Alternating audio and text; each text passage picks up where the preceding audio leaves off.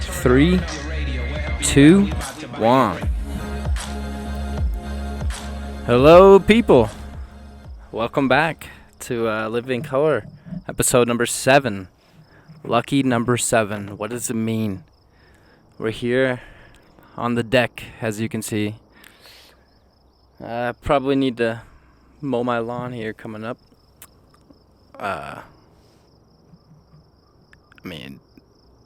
I'm just kind of letting the grass grow a little bit. It's been a minute since I've seen it green and lush green like this, but at a certain point though, like down below there, as you can see, it's getting a little rough and a little past point, as with my hair, as you can probably tell too. I need a haircut desperately. I'm sure, like you're in the same boat out there, wherever you might be, but even myself, I got the hole in my jacket over here, right at the elbow of my jacket here.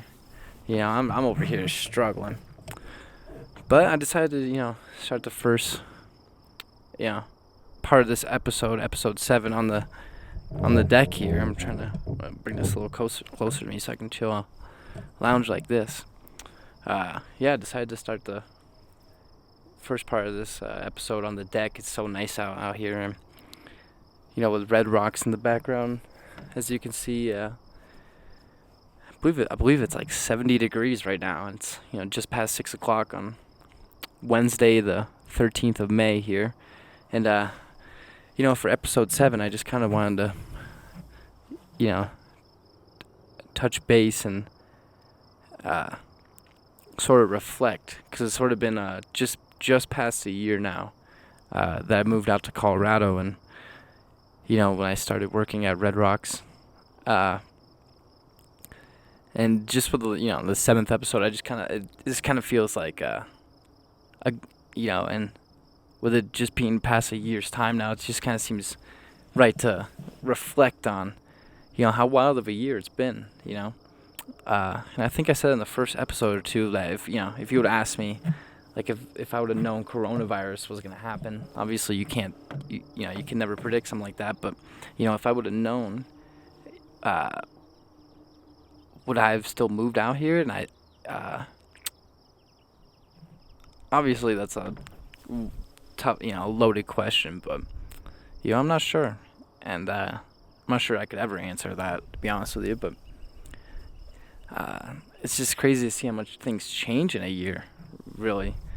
And I was really looking forward to having just a great, year, and you still can, I guess, through this all, but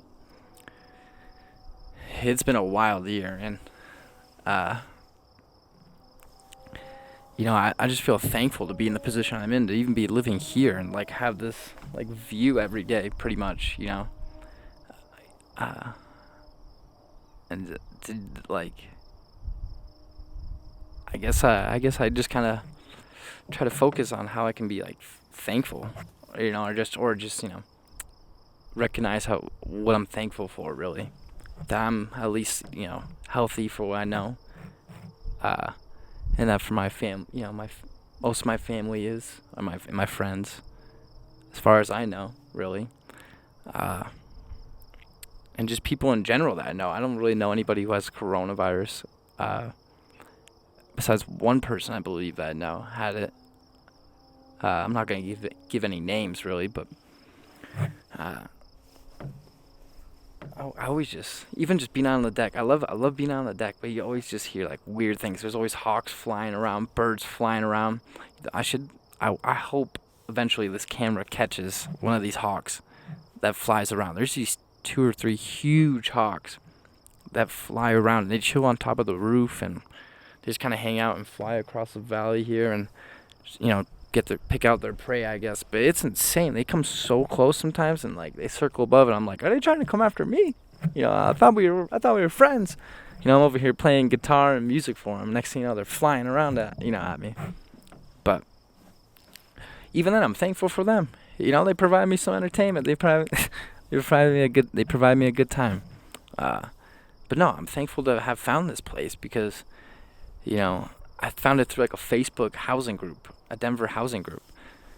And I was coming down to the wire, really. I didn't really have a place to, stay. I was moving out here. This was last April 2019, and I didn't really have anywhere to go. And then I met this lady, and wasn't really sure if she was real. I had like a blurry Facebook picture, but then, we talked on the phone, and she was, I was like, okay, she definitely is real. And then she sent me some photos of the place. I'm like, damn, this is amazing. Like, maybe it's too good to be true, but I took the chance, and it ended up being, more than I could imagine, and she's amazing. I don't want to really give any names, but she's an amazing lady, and I couldn't be more thankful for her and for taking me in, really. So yeah, I just want to start the first part of this episode just out here on the deck, enjoying the view and enjoying the grass I need to cut, and enjoying the weather, really, because the weather here, obviously, from Vermont to Colorado is a whole other ball game. I'm definitely going to try to do more of these deck podcasts, really, or these deck shows. It's going to be harder to have, like, graphics, but I love it. I love being out here. I'm going to try to utilize it more. And there's so many different views. See, there's just even this little fella's flying through. There's just so many birds that fly through. He's quacking away. There he goes. He's having a good time. I'm having a good day. Or trying to, at least, Trying to make the most of it. And getting in the sun, I think, makes it better, obviously.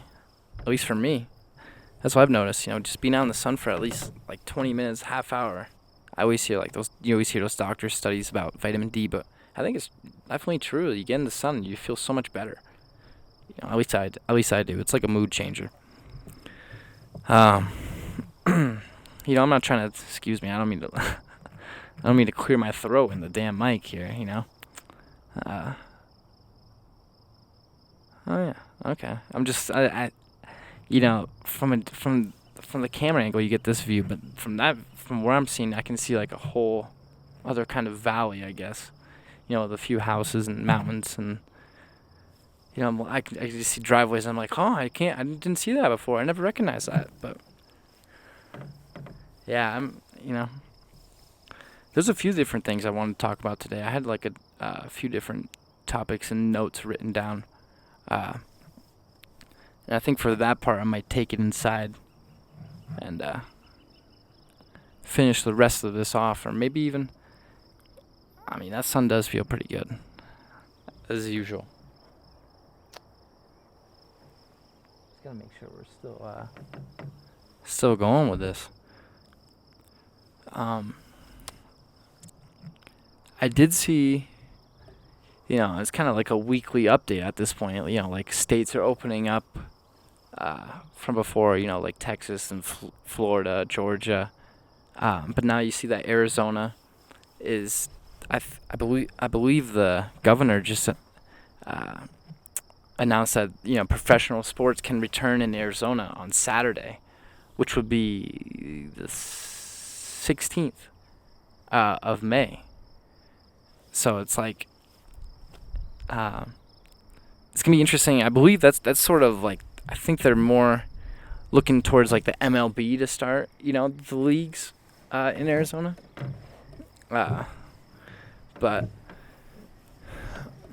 it's gonna be interesting to see when that starts up, because even still, there's still a lot of tests for MLB players and staff and all that, and all the people associated with each organization and team. But and then you see that. Oh, here we go. I'm over here, knocking this thing around here. And then you just see that. The NFL, I told each team that I think their like debt increased by like 150 to 300 million, for each team. So and there's already so much money that each team's gonna lose in salary cap. So that means players are gonna have to take pay cuts, and it might force older players out of the league, or maybe even less undrafted rookies. But it's going to be interesting to see how like that whole like like there's just so many, I feel like, tentacle, like effects of the coronavirus that you just excuse me, you couldn't really see coming. um Obviously you couldn't see coming, but I just think it's gonna be interesting to see how everything rebounds or tries to rebound from it, you know and just given a year's time, no one could have predicted any of this. And you know it's like a weird topic. Do you I thought that was one of the hawks there flying around. It's just another big bird. uh but I think people needed to kind of like stop, from being in like that everyday cycle and like that everyday grind. uh but at the same time, the coronavirus is it's obviously devastating, and there's so many ripple effects financially, and people are going to lose their jobs, and already have, and even still, careers are going to change. Working from home might become a permanent thing, and automation of different jobs, and even I'm concerned about that in a way, in different career fields, really, in media production. But I think it just advances it, at a certain point. And none of this could have been seen in a year's time. But, how do we rebound? How do we come back from it? I think it's more than a test of character at this point. It's like it's a test of will. And even still, you see California just extended the stay-at-home for 3 more months, at least in Los Angeles County, I believe.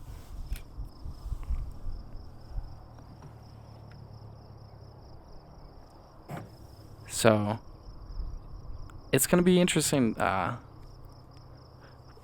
3 more months around the Los Angeles area. I don't know how people are gonna,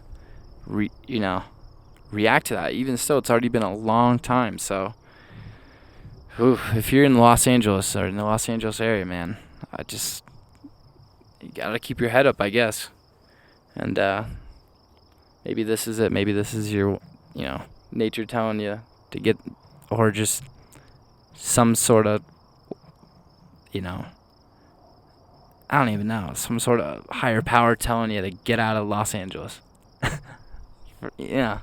Just might as well get out now. Find a way out, figure it out.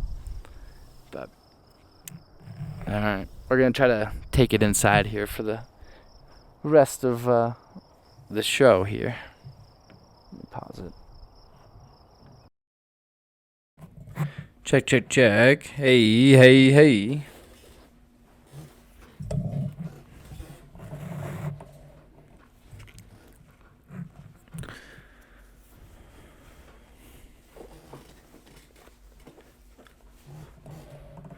All right.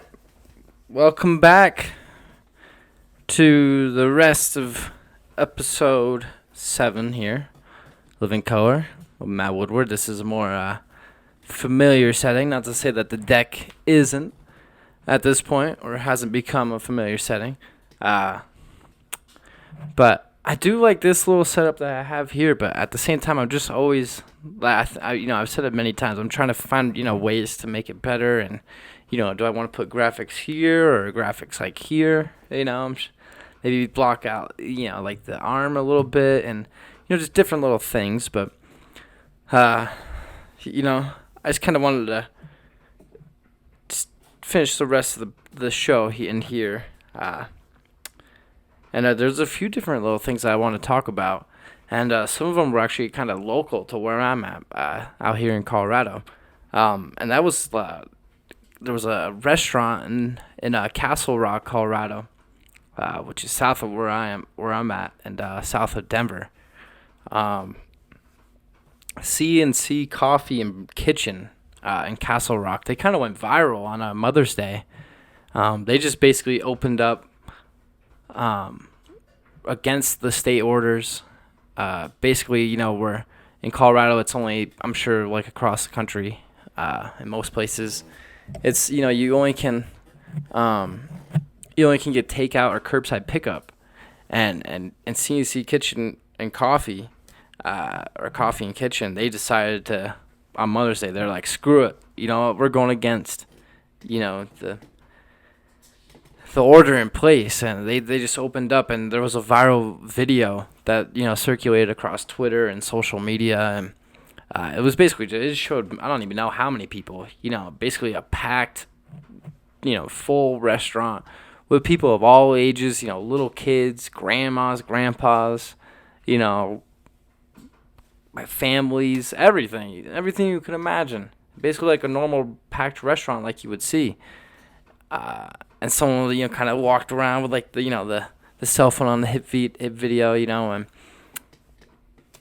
and it went viral, and there was a big outcry for it, and that restaurant has since been shut down by the Tri-County Health Department, which is actually the same county, the Tri-County Health Department. That building, the Tri-County Health Department building alone, has been vandalized 5 times already. So, sorry for the pause there. I had to close the door. It was a little loud, but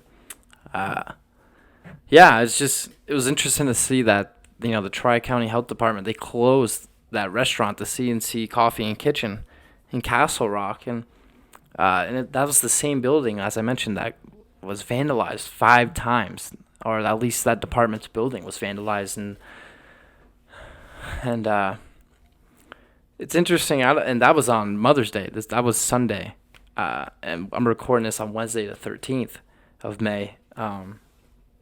So, excuse me. It's gonna be interesting to see, what was the next step, I guess. I don't know. I don't know what happens to that restaurant. I mean, and it's not really a coincidence that it wasn't that Tri-County. I think just people are just kind of, kind of getting fed up. They don't really see, maybe they don't see the impacts, I guess, in that particular area as compared to what it might be in like a city. But I don't know. I don't know what the next steps are for, I don't think, I know in like kind of like the middle of in America, I guess in more rural areas, of the country, that I think it's opening up because, obviously it's not, less densely populated and not as many people. So yeah, I think it's just gonna be interesting to sort of see where this goes with all these businesses. People want to get back to work, and they need to start making money to provide for their families, and to avoid having to close for good. And when is going to be the right time? Who knows? And who's to say? That, and that kind of just, this whole coronavirus. I mean, they're really obviously. With this show, there's so many, like, I'd talk about really anything, sports or, culture, what's going on in the world, and music, obviously. I'm trying to do music reviews and reactions, and, I'm trying to just cover, like, everything, basically, and just kind of have it not filtered, and, not, no one tell me what to say or what to do, and, just have, like, cool graphics eventually, built in with it, but, this kind of brings to a sort of a bigger, not a bigger topic, because what could be bigger than coronavirus, but it talks about another effect of it, is that, will entertainers eventually have to switch careers, not necessarily saying, millionaires or, headliners are going to have to, change careers, but maybe people who are openers or, people or musicians or comedians or, acts who are on the road all the time, who just have to perform to get their names out there. Maybe, will they have to, will it get to a point where they lose so much money that they have to switch careers? I obviously hope not. And, even myself working at a concert venue right now, even just part-time, uh, I obviously don't speak for them or anyone. I just speak for myself. I don't represent them or anything like that. Uh, I just represent myself and Living Color. But I think that it affects everybody. From the performer on down to the stagehands and the people who set up the shows and the promoters and the people who are creating the posters for the shows and promoting it, and the venues themselves and the people who run the venues, and the people who work at venues, security, and there's so many different livelihoods and careers that are impacted in the entertainment field that you don't really think of, other than just kind of like the performers or like the people that you kind of see regularly or hear. But there's people that kind of that put them on, and there's people that support them, and everybody's kind of going through, obviously, and that's just the entertainment field. But at a certain point, though, like I did talk about in sort of an earlier episode, was that it kind of talks about the value of entertainment right now, and where it's at. You kind of realize that it's a tricky topic, right? You have so many people making so much money in all these fields, but then when you come in a situation like this, it's kind of like are they really needed? And if they're not, then why are they making hundreds of millions of dollars? But at the same time, though, they are needed because they kind of provide an emotional outlet, I guess, for so many people, and something to look up to,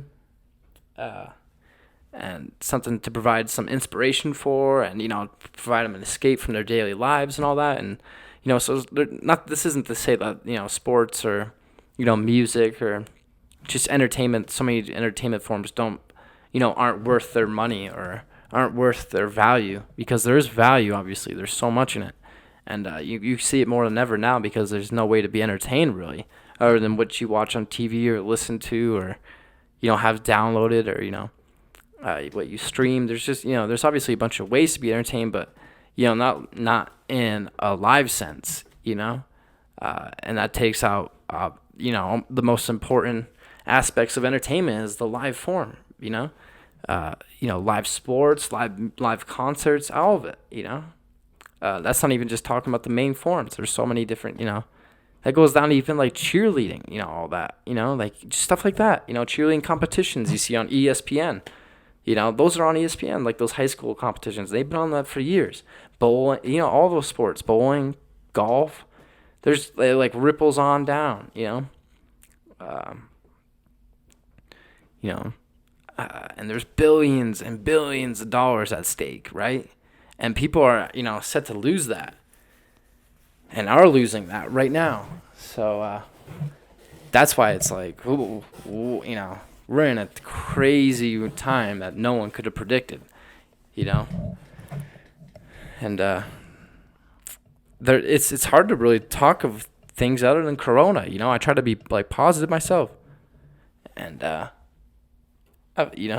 it's tough, obviously. Like I feel like I say it almost every episode, and this is only the 7th one. That it's like it's tough to be positive, and even on myself, I'm like a positive guy. I feel like I try to be, for the most part, and like upbeat, and that's one of the things I think I need to be more upbeat. Try to be a little more entertaining with this. I think I'm naturally just kind of like, I'm laid back.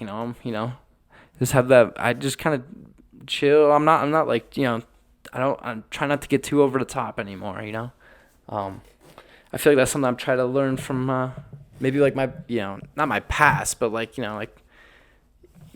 maybe I did, maybe even I try to learn from it. I just try to learn from everything. But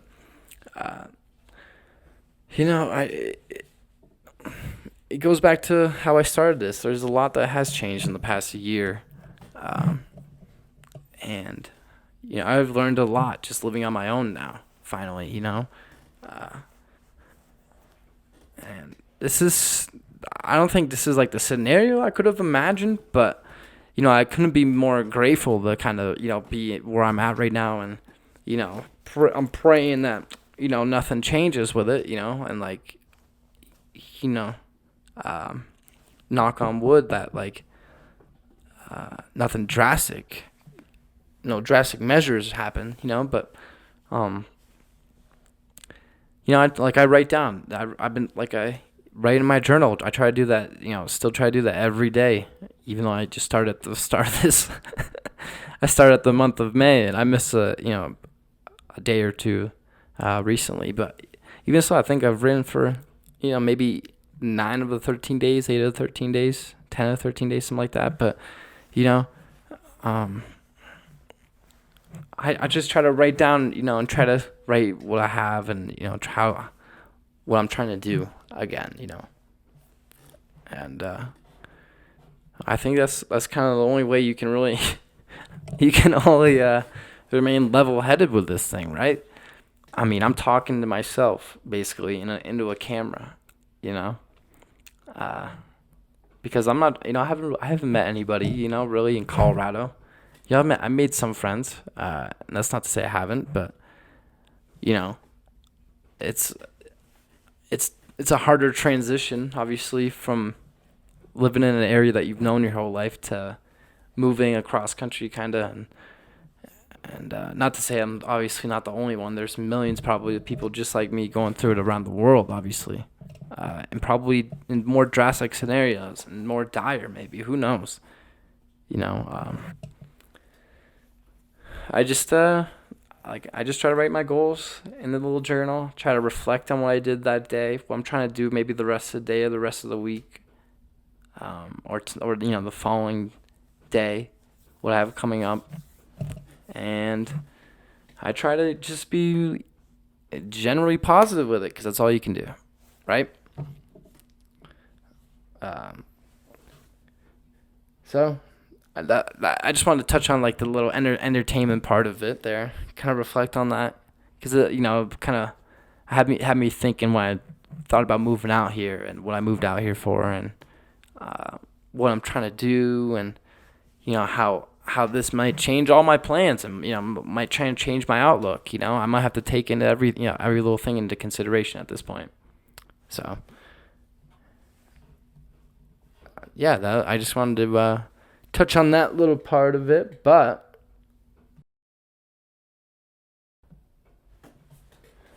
check. Hey. Yeah, I just kind of I wanted to touch base on the whole entertainment aspect and talk about my journey across across America almost a year ago, like a week and a half to the day, a year and a week to the day, pretty much. And it's been a journey, no doubt. One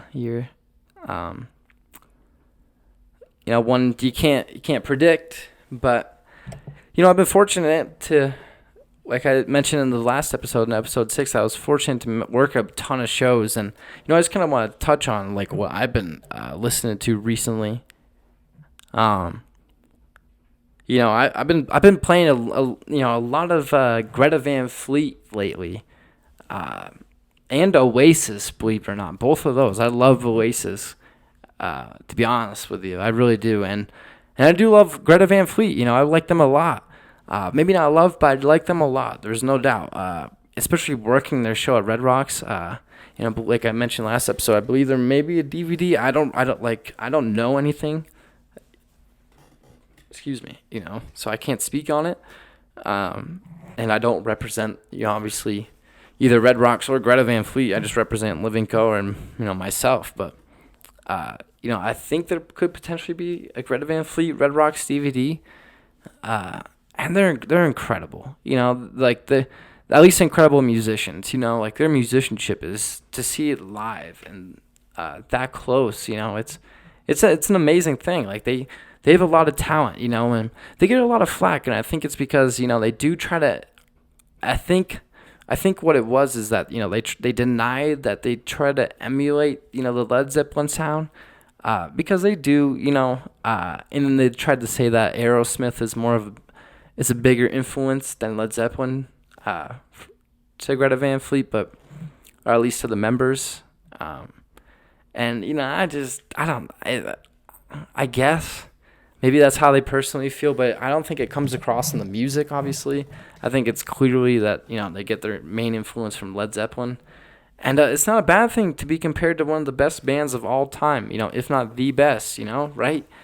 Like they're up there with the Beatles and the Rolling Stones and so many, right? So to be, I guess to draw inspiration and to be on that caliber and to have Robert Plant talk about Josh Kazikis, the lead singer, and he even kind of joked about like, I wonder where he got that voice from. I have a feeling he knows, or I have a feeling I know where he got that voice from, and he was joking about it, right? And he even joked about the whole Aerosmith, like saying that, but they're more influenced by Aerosmith, and kind of rolled his eyes at it. Because it's kind of like, it is true. It's like, it doesn't come across in the music, certainly not. But that's not to say their music is bad, really. And I think that's sort of an unwarranted hate, I guess. I don't really see why. It's like people hate on them for trying to revive an old, classic rock sound. And I think it's kind of needed today in music, and the lyrics aren't bad at all. It's not bad. I just don't. Like I keep saying, I don't understand the hate. I've been listening to a little bit of them. Not really like full albums, just kind of like the hits, like Safari Song and Highway Tune, and just because I've been trying to make rock and roll myself lately. I'm trying to make a whole rock and roll music project myself, psychedelic rock and this and that. Experimental, but.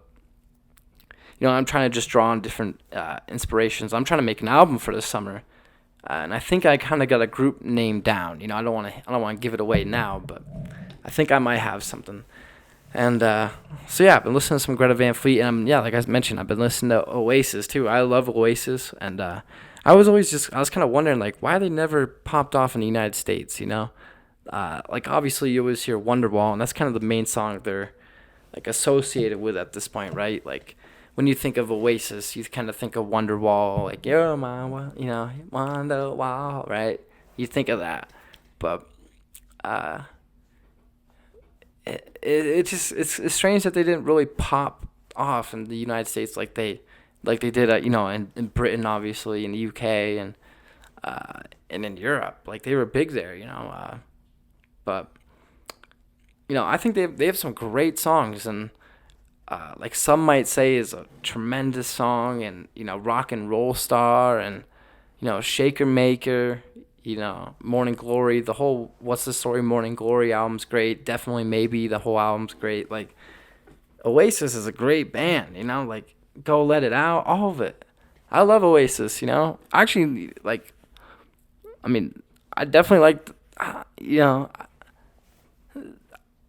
don't want to start saying I like them more than this band or that band, but, I love Oasis, and Liam Gallagher alone is one of my favorite rock stars on the planet. Like, that guy, he's, like, my inspiration, and when I'm having, like, a shit day, or if, feeling down or, like, don't have a lot of confidence or a little nervous going into something, it's, like, I kind of think of, like, how would Liam, like, go into it? Honestly, I swear to God, I feel like that. I'm, like, it kind of brings me back my swagger, like, nah, hell with that, like, I'm going in there. Like, this is me. Like, I'm me. I'm taking this over. Whatever the hell I'm doing right now, I'm taking this shit over, right? So I kind of have that mentality, and that kind of comes from Liam Gallagher. He's one, obviously a rock and roll star, mega rock and roll star. He's been for over, a couple of decades at this point, but, I was just like, man, how did Oasis just not pop off? But I think, I was just wondering, like, will they ever get back together? Will Noel and Liam ever, like, mend that, that tension and that fractured relationship since about 2008 or 9? But I believe it was 2009 when Oasis broke up after that, like, backstage fight. And I just keep wondering, like, when are they gonna get back together? And if they do, I'm gonna be there. You better believe you'll see me there. Especially if they come to the States, I think it'd obviously be more likely that their first gig or two is in the UK because they're, massive over there. But And they're still calling for them. People still want to see Oasis live. I feel like it's not just me. I feel like people also get that sense that their career was kind of like abruptly ended and didn't end the way that it could have. I mean, it's kind of like it's obviously kind of like become not a fairy tale, but like that rock star tale story of like the two brothers arguing, the two Gallagher brothers arguing, they hate each other to end the time, and Noel will never get back with Liam, and Liam's always shitting on him on Twitter, but if I had to pick, obviously I'm picking Liam. I'm a Liam guy all the way to to end of time, but that doesn't mean I don't love Noel. I do love Noel, especially hearing that "Don't Stop" demo. That I love that. I bought that on iTunes. I've been playing that. I played that the other day. I love that. So I'm praying they get back together. And I'm just wondering like what you're listening to out there. So I don't really ask for people to comment, but maybe comment and let me know what you might be bumping, and I might interact with you and be like, maybe it might make me listen to something new that I haven't heard before, and I obviously certainly wouldn't mind that. I'm just kind of interested to see where everything goes from here. I want to close it out by kind of talking about that. Will people, especially in Los Angeles, like we talked about earlier, 3 months stay at home or shelter in place, excuse me, a shelter in place order extended for 3 months in Los Angeles. And I don't think it's a surprise, right? I mean, they just extended it in New York City, I believe, to mid-June or July. So that's kind of as to be expected. I believe there was over 20,000 COVID deaths in New York City already. But then I'm not trying to get like into conspiracy theories or anything like that. But I do know that they are counting like COVID deaths. Like if that's not the main reason you died, but you did have coronavirus. I believe they are counting that as a coronavirus death, like that you did die from the coronavirus, even though you may not have. Which is kind of like a weird reporting of the numbers, so they may be inflated a little bit, but that's not to like make light of any of these deaths, because I even woke up this morning. I just you open Facebook for 2 seconds and like I just see something about this Broadway actor who just woke up from a coma, induced coma from the coronavirus. And he just like opened his eyes, and his eyes are still weak, and he can't really open his eyes. And his name is Nick, and there was like a hashtag "Wake Up Nick" and all that. And my prayers are for like with that guy, because like just seeing all he's gone through now. I believe his wife or fiance, I'm not really sure, but just seeing like their story, I'm like, my God, man. I mean, obviously people are dying from this, but even like in her post, she was saying that he was just perfectly healthy and that people can't take this, lightly. And it was, you just don't, you never know. That's why I try to take into like, not all accounts, but, you kind of like gotta really prepare for any scenario at this point. You gotta like, not to like be ready for people to get sick, but I don't know, like you don't want, I don't know. And it just brings in there's so many questions with this that I have that I can't answer myself, that I just have for like just people out there, and people that are way smarter than me that we like may not even know the answers to, like, should we like start back up even though we don't have a vaccine? But if there's a second wave, would it be too overwhelming? And I think it might be. That's why you have to have caution in so many big cities like New York and LA. You definitely have to have, you have to extend these stay-at-home orders. But then you have in rural places like the Dakotas or the Midwest, maybe like in certain areas where it's doesn't really have as much of an impact. Are they good to go? Like maybe they might be. And when will they, finally reopen? And if they do, is that where eventually, the Major League Baseball is going to want? I mean, you already see Arizona, like we talked about. Arizona, they just open right back up, right? They're saying professional sports are welcome. Like and I think, like I mentioned, that's more geared towards Major League Baseball. Because I know the NBA is looking at Disney and potentially Las Vegas as like a tournament site, and they're saying that they have till like June to make a decision. Like they're not really rushing anything, and even in June they don't have to make a decision with it. But there's just so many unknown factors and questions, right now, and so many different ventures and aspects and careers, and when is waiting too long gonna be past the point where people can't reopen? You already seen it affect music venues in Denver. Some of them are saying they're not going to be able to come back, and that's just in the city of Denver. So I can imagine the rest of the country. But I'm just happy to, not to sound joyful, but I'm just happy to have this show right now, to have started this, and to sort of get my thoughts and feelings out about it. Because I'm sure if I hadn't started this, I might be going crazy myself. Sitting at home by myself, like just mumbling, and wishing I had done this, because I've been waiting, like I mentioned, to start this. And it's gonna look different every week, and I'm as you saw, like the first little part of this outside on the deck, and no, it's not a bad thing. I like to change the setup a little bit, and this is gonna progress eventually. And so will my hair. Hopefully I get a freaking haircut. Hopefully I can get a haircut, with the sort of hopefully within the next week or two. I'm hoping. I know that they just opened, but I think you might have to wear a mask.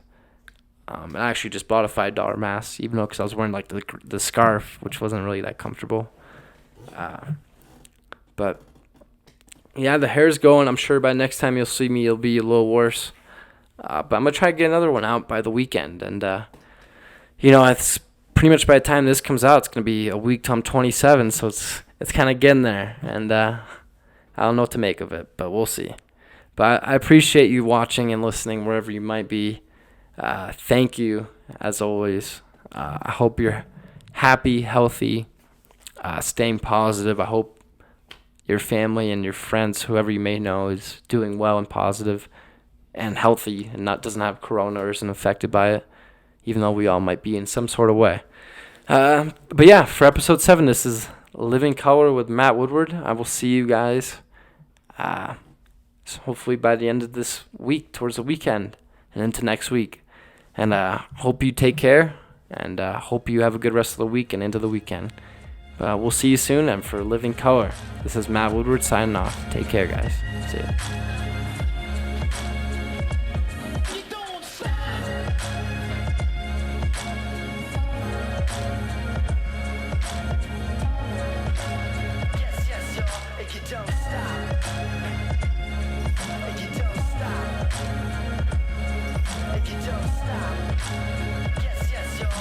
Don't stop.